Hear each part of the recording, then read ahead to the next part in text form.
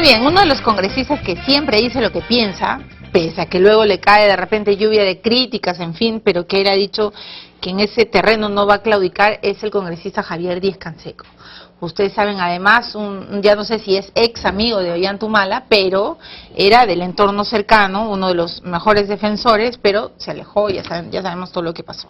Javier Díaz-Canseco ha dicho que no es posible. Él no está de acuerdo en darle el indulto. Dicho sea de paso, hoy día también Fernando de Cislo se ha pronunciado sobre esta posibilidad y tampoco está de acuerdo. Ha dicho que no, que ni moralmente sería pues terrible que el presidente Ollanta-Humala se lo diera. Ha dicho factores jurídicos y morales impiden el indulto a Fujimori. Muy bien, le doy la bienvenida. Congresista Díaz-Canseco, ¿cómo está? Un gusto estar aquí, Milagro. Muy bien. Gusto de verlo también. ¿Por qué está tan en contra de la posibilidad siquiera de un indulto a Fujimori? Hay varias razones, ¿no? Yo diría que las primeras razones son éticas. Yo creo que un indulto está vinculado a el perdón de la pena. El indulto implica que la sentencia sigue vigente, la culpabilidad de la persona sigue vigente, pero se suprime una parte de la ejecución de la pena, ¿no? Vía el indulto. Y en este caso, el reo no tiene ningún síntoma de arrepentimiento, no reconoce sus responsabilidades, no pide disculpas a las víctimas, no paga un sol de los 27 millones que tiene que pagar por reparaciones u otras obligaciones impuestas por la Corte, y desconoce el fallo de la Corte. No tiene ningún espíritu de enmienda. Ayer Espadaro, el congresista Espadaro, dijo en el programa, recordó que en los alegatos finales Alberto Fujimori había ofrecido disculpas a los familiares víctimas, ¿no es cierto?, de esos años, de las Fuerzas Armadas y del terrorismo, y además había dicho que no dio indicaciones sino directivas a los militares como jefe supremo de las Fuerzas Armadas. ¿No le basta a usted con ese ofrecimiento de disculpas? Se disculpó por la responsabilidad de otros. Qué curioso, ¿no? Eso es disculpa. O sea, yo me disculpo porque choco y le echo la culpa del choque a otra persona. ¿Eso es una disculpa? ¿Es una disculpa no pagar un sol? Pero además... La congresista Salgado hoy día ha dicho de que no tiene plata, que incluso ella está dispuesta... Es un hombre pobrísimo, por eso se atiende en la clínica San Felipe, ¿no es cierto?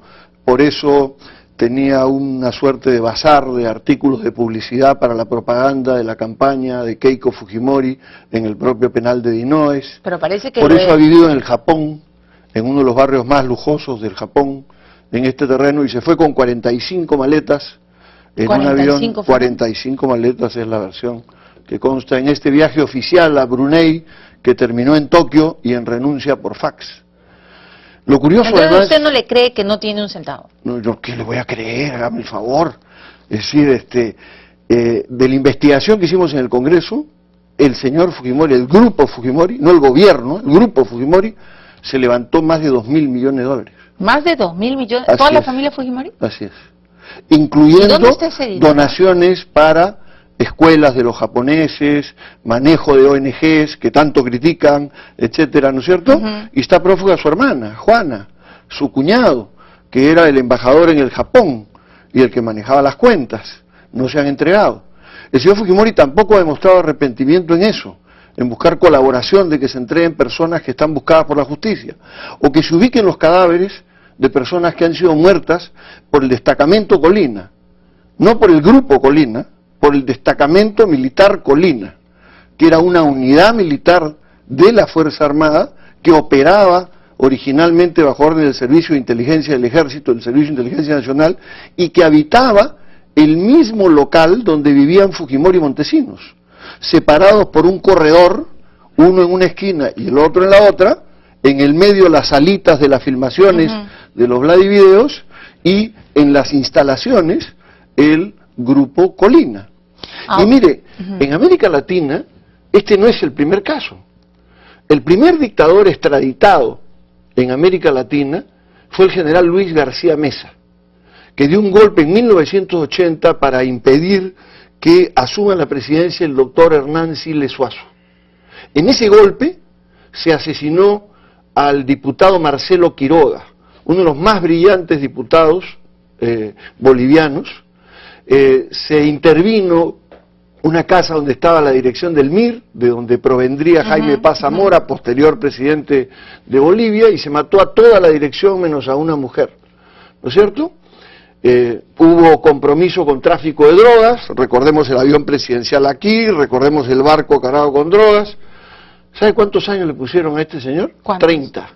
¿Y se cumplió Y se lo trajeron de Brasil. ¿Y se cumplió la En condena? 95, sigue preso. Sigue preso. Sí, y tiene, ¿sabe cuántos años? ¿Cuántos? 83. O sea que... Entonces, este no es el único caso. Mire el caso argentino. Está Luis Videla. Luis Videla acaba de ser condenado en julio pasado, ¿no es cierto? Acaba de ser condenado por el secuestro y la entrega de niños, de bebés, de las personas que eran torturadas y asesinadas en la escuela de la Marina, en la ESMA, en la escuela mecánica, ¿no?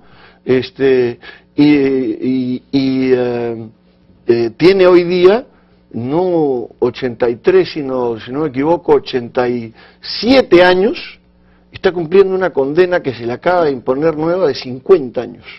Y bueno, él creo que va a morir en la cárcel. Son crímenes atroces, ¿correcto? ¿Qué son los crímenes de la Cantuta y de Barrios Altos? ¿Qué es ametrallar una pollada con niños dentro? ¿Qué es ejecutar a los estudiantes con tiros en la nuca y no entregar los cadáveres a los familiares?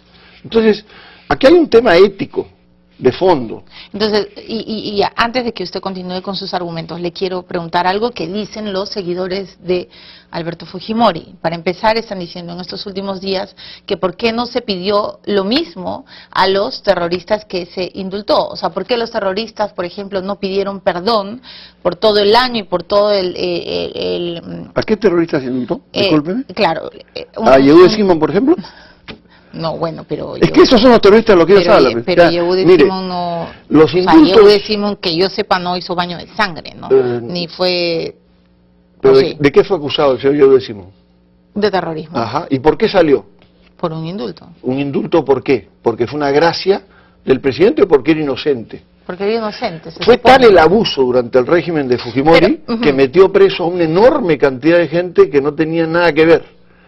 Y una agrupación en la que estaba el doctor Jorge Santisteban y en la que estaba el sacerdote francés Hubert Lancier, ¿no es cierto?, que estaba vinculado a penales, junto con el ministro de Justicia de Fujimori, tuvieron que pasar una revisión porque era tal el abuso del manejo de estos mecanismos de los jueces sin rostro, donde se distorsionaba la voz, donde no había mecanismos de defensa, donde no se ejecutaban pruebas, que hubo de que había una enorme cantidad de gente inocente, por supuesto. Hoy día García Sayán... ¿Qué terroristas están indultados?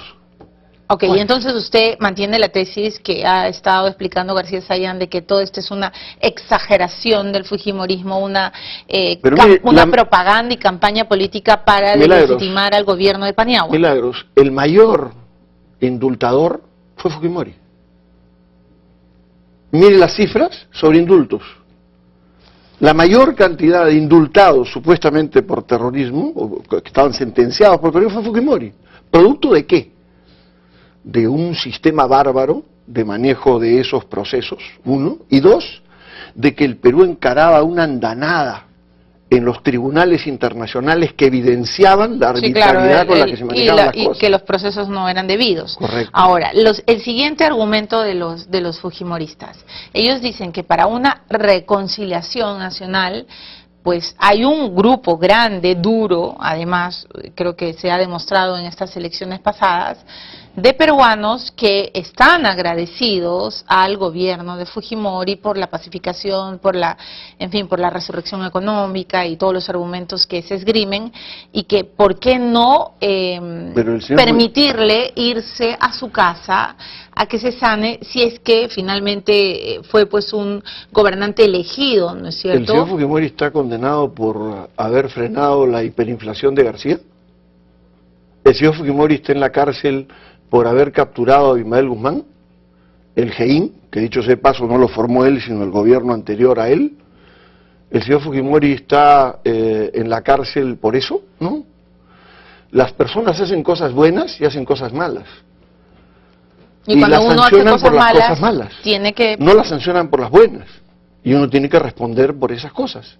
Y cuando esas cosas malas son atroces, como son los crímenes de lesa humanidad, entre los cuales está el secuestro, entre los cuales está la ejecución extrajudicial, ¿no es cierto?, entre los cuales está la tortura, y esto se combina con una corrupción gigantesca, 15 millones de dólares de CTS en maletas de billetes contantes y sonantes para el señor Montesinos, que hoy día le dice que él no le hubiera aconsejado que solicite el indulto, ¿no es cierto?, colocan una situación bastante complicada.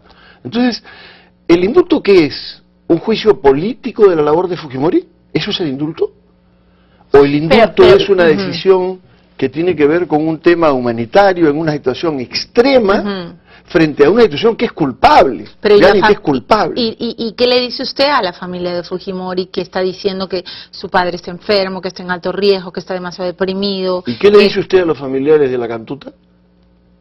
O como ellos son padres de estudiantes que eran unos simples estudiantes para ser maestros, que vivían internos y almorzaban en el comedor universitario y no tenían el peso político o económico determinado, ¿no tienen derecho también a la justicia en ese terreno?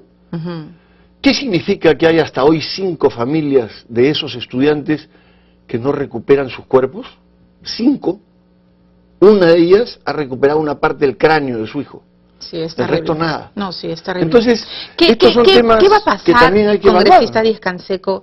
¿Qué va a pensar usted del presidente Ollantumala si es que le da el indulto? Yo creo que si Ollantumala da el indulto, primero viola la ley.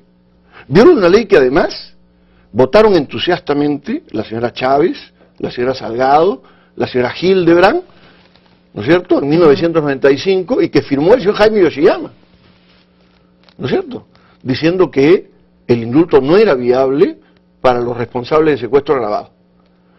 Es decir, han descubierto, ¿no?, décadas después, que es una ley inconstitucional. Pero ellos mismos lo hicieron.